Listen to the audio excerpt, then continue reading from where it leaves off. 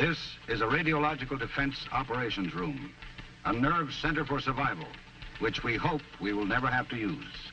But since war could come, this room is ready, and so are others throughout the country.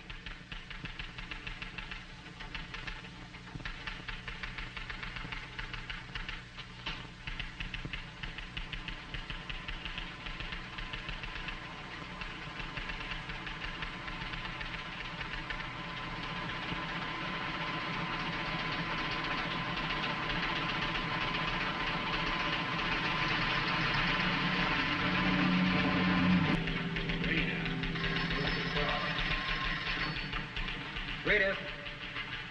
Louisville, 740 Zebra, thanks. I think it's time to produce it. The USA, almost 3.5 million square miles. And at the other end of our scale of size, tiny dust-like particles. They too have a name. And the name is fallout, radioactive fallout. A large-scale nuclear attack on the United States could produce a patchwork pattern of fallout covering 2/3 of the nation, more than 2 million square miles in a single day. In this 2 million square miles, more than 100 million people living well beyond the destructive range of blast and heat could be subjected to dangerous or deadly amounts of radiation from fallout.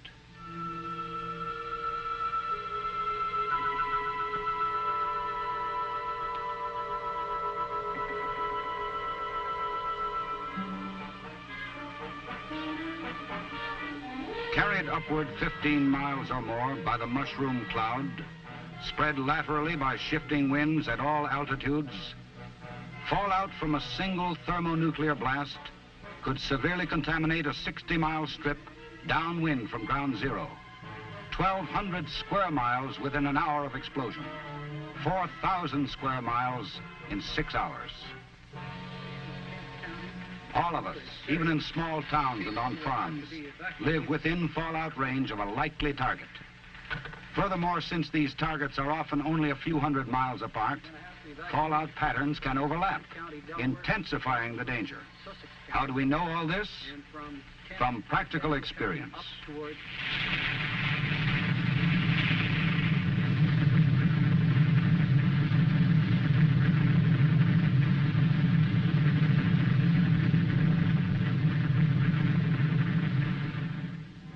A thermonuclear test in the Pacific in 1954 produced a highly contaminated area 20 miles upwind and 220 miles downwind, with a variable width up to 40 miles.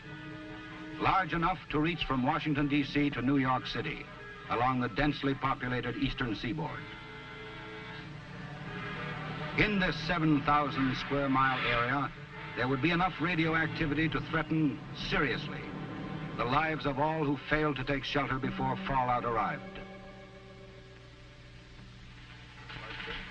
Let's look at it in another way. Let's assume that industrial St. Louis were hit by a weapon with the explosive equivalent of millions of tons of TNT. Depending on winds, fallout could extend 40 miles into southwest Illinois in an hour, to Terre Haute, Indiana, 150 miles to the east in 7 hours, and to Wheeling, West Virginia, another 325 miles within 24 hours. Total drift, more than 500 miles.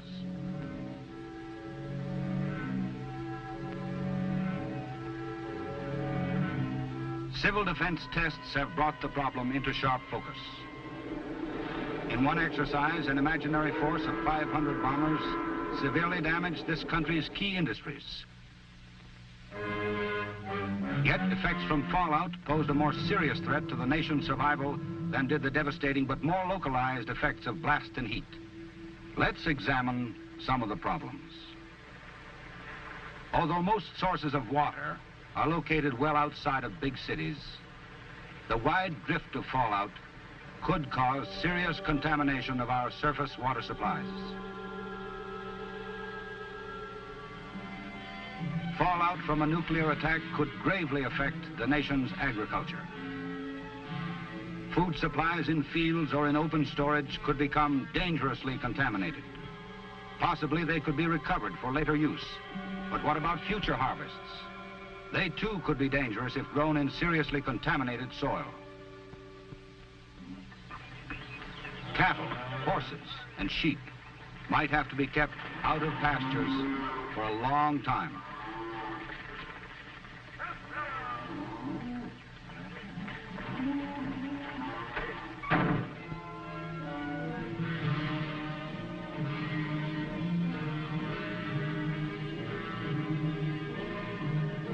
In short, fallout from nuclear attack would threaten us with thirst and famine, as well as with sickness and death from direct radiation.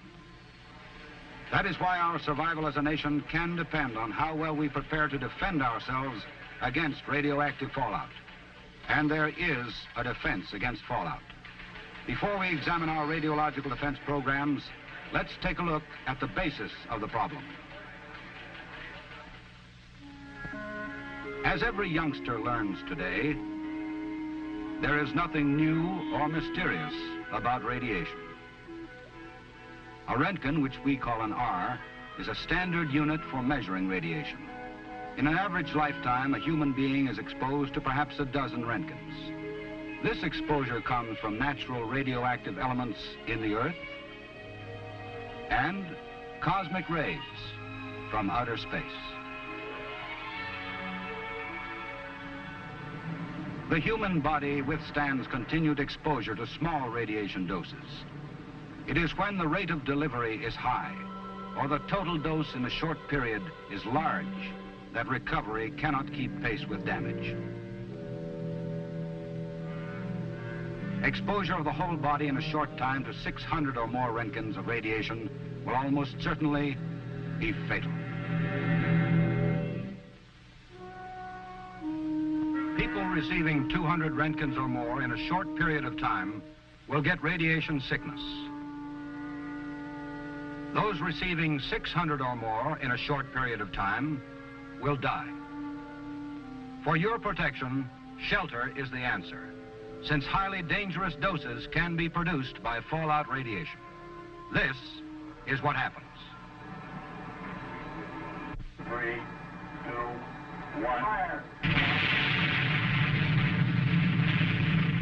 About 85% of a nuclear weapon's energy results in light, heat, and blast.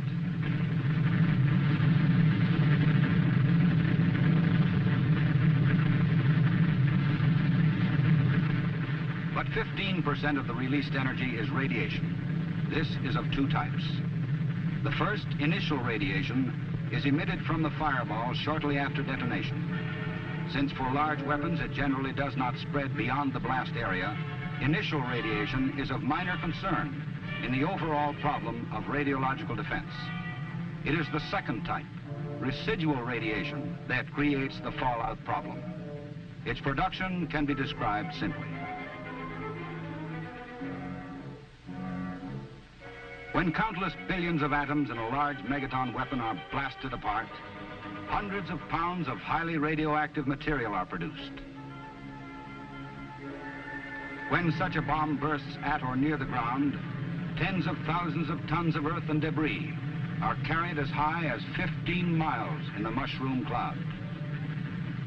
This tremendous cloud becomes a floating carrier, which drops tiny radioactive particles back to Earth. Where these particles land depends on a combination of three factors. One, their shape and size. Even the largest may be no bigger than a single grain of sand. Two, the height to which the radioactive cloud rises. And three, the direction and speed of winds at various altitudes.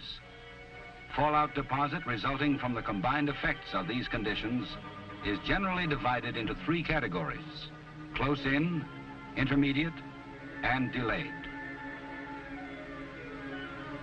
Close-in fallout usually settles within a few hundred miles of the burst and reaches the ground within 10 to 20 hours. It is made up of the heavier particles in the cloud.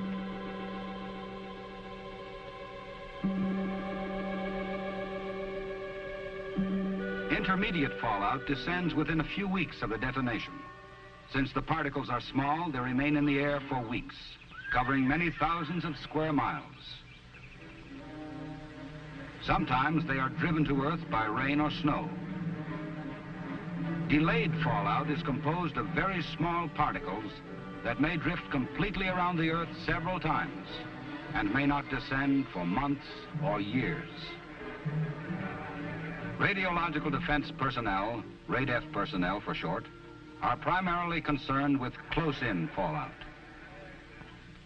As you can see, close-in fallout is our real problem in radiological defense. And the problem becomes even more complicated because the speed, range, and direction of fallout depend upon ever-changing wind and weather conditions. Large particles fall fast and land relatively near ground zero. Smaller particles fall slowly, land further away. Winds, which vary at all altitudes and seasons, affect the pattern of these deposits. With winds variable at different altitudes, the spread of fallout will result from the effects of all winds acting upon it. For this reason, radiological defense officers cannot use surface wind direction alone as a basis for forecasting fallout.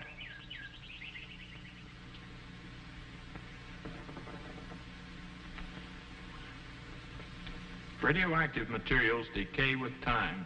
You might say they cool down. After all fallout is down and radiation has been measured, knowledge of decay rates permit estimates of how hot it will be days and weeks later. With this information, civil defense can estimate when it will be safe to evacuate or to leave shelter. Remember this rule of thumb.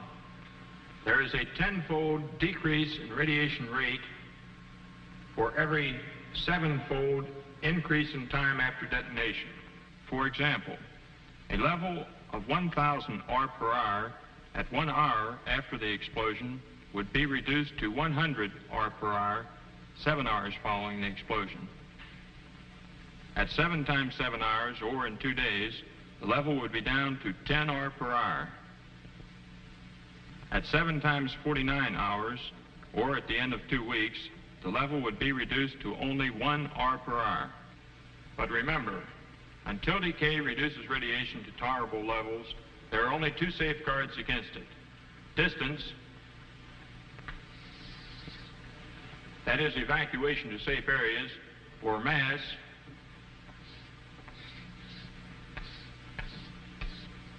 which is shelter. Underground shelters covered by at least 3 feet of earth, or basement shelters of the types recommended by civil defense, will give substantial protection. This is why we believe that most people who live beyond the areas destroyed by blast and heat can survive fallout if they will follow civil defense instructions.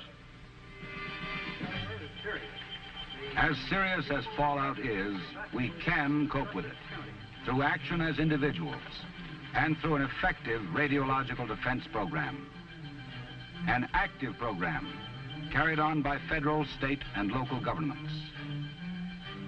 At the federal level, representatives of many agencies meet regularly to perfect methods of collecting and analyzing fallout information and to find the best means of advising our states and communities about fallout conditions after a nuclear attack.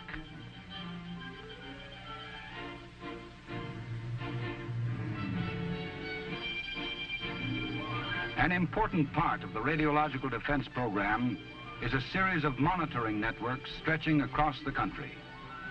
A combined system of federal, state, and local stations, thousands in all, which will gather information on radiation levels as soon as fallout begins to spread downwind.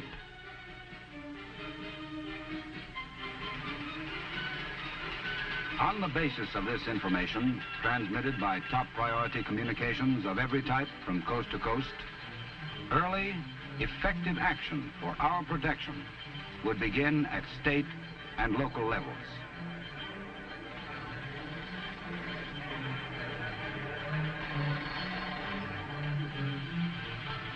In some cases, evacuation.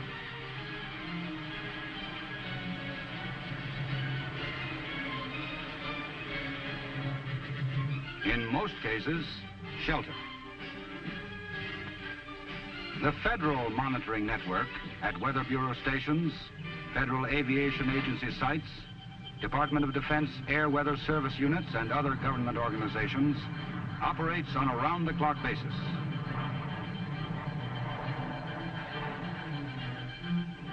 At every level of government, radiological defense units are being equipped and trained to act.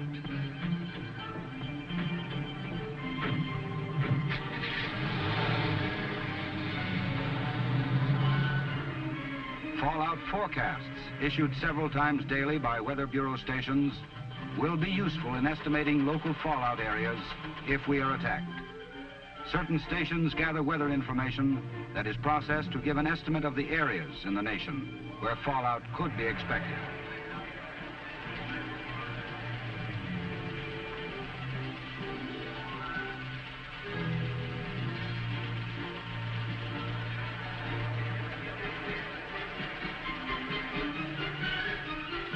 Sent over a vast teletype network to civil defense and other offices throughout the nation, the coded information is charted on maps to show sections threatened by fallout.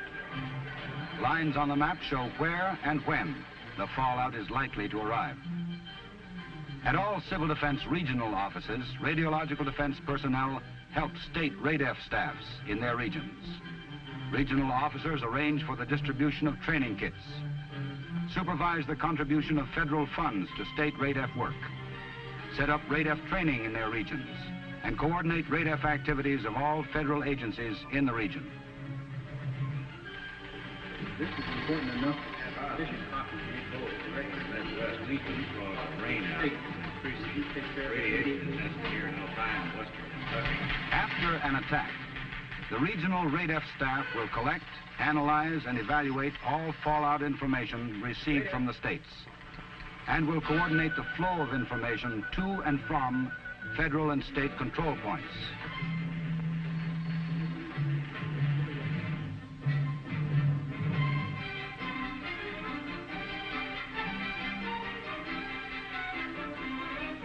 The state RADF people will use both ground and aerial monitoring units to make broad statewide surveys.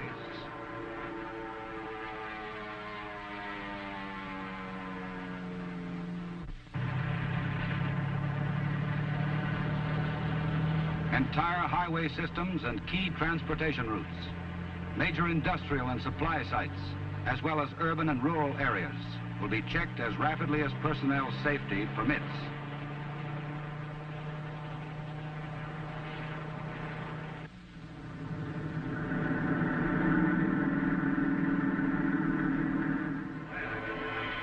The state RADF unit also maintains working maps. It plots and correlates data, analyzes reports. By transmitting its summaries, it links regional and local offices. But it is at the local government level that radiological defense will be on an immediate, down-to-earth basis.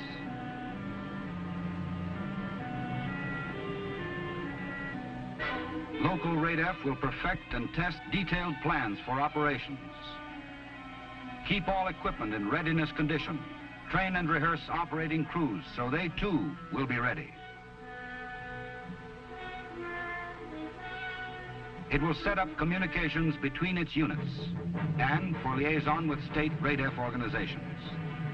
When an attack warning sounds, local survival plans go into effect.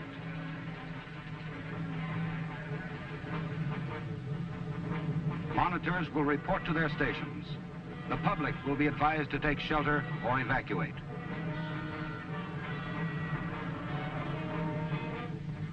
After attack, first reports of radiation measurements will come from sheltered monitoring stations. As soon as radiation levels permit, police, firemen, highway maintenance men, conservation officers, everyone trained to use survey meters will begin the vital work of getting detailed data to control centers.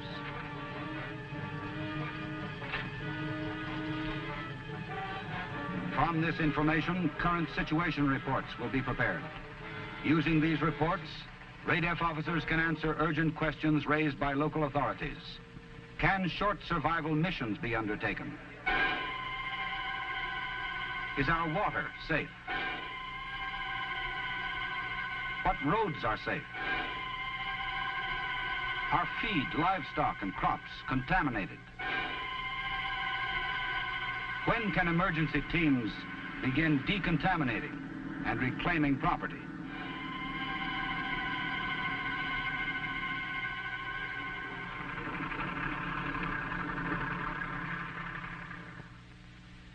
When will radiation die down enough to make it safe for people to leave shelters for brief periods and for utilities to be put back into service?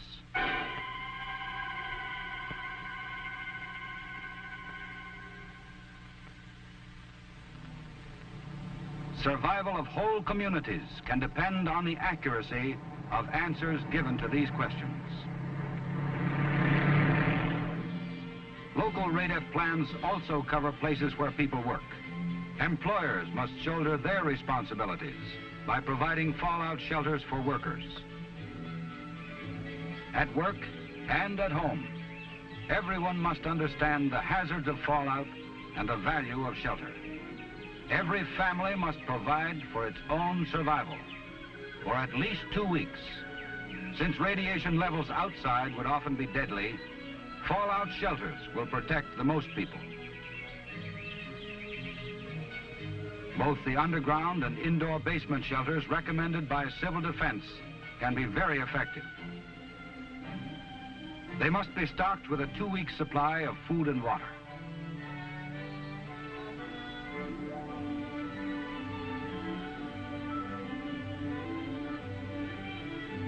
First aid supplies, flashlights, and a battery radio with Conelrad frequencies 640 and 1240 clearly marked on the dial should be included. Factories, offices, apartment houses, and schools all must provide shelters. Remember, too, that personal decontamination is important. Fallout particles can be brushed from clothing and washed from skin.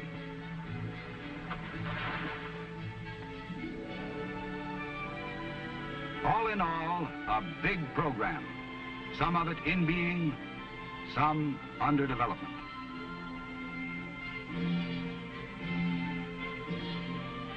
But it takes action to fulfill this program. Radiological defense training is being expanded. First priority, train more instructors. At 3 national centers, in classrooms, on calibration ranges, learning theory and practice, more than 2,000 adult students each year are taking basic or advanced courses. Courses that will qualify them to instruct classes back home. A total of 600,000 monitors must be trained to make radiological defense effective in every community. To support this program, radiation survey meters are being distributed widely. These instruments, which measure radiation levels in terms of Roentgens or milliroentgens per hour, are the backbone of radiological defense. In addition to survey meters, dosimeters, instruments which measure total doses of radiation, are being distributed to the states and federal agencies. Radiological defense instrument kits for use in science classes are being distributed to 15,000 high schools throughout the nation. With the aid of this equipment, our young people will acquire a better understanding of radiation and will be better prepared to contribute to the nation's RADEF effort. Improved radiation measuring instruments and multiple-purpose computers are being designed, built, and tested. An intensive public education program to tell the American people about radioactive fallout and shelter is underway. For it is an informed public that will mean the difference between success and failure in meeting this threat. Informed people in homes and factories and offices must know their personal responsibilities for shelter and protection. Informed officials at all levels of government, from Washington, D.C. to the smallest town council, must understand the RADEF program and help make it work if the people of the nation are to survive.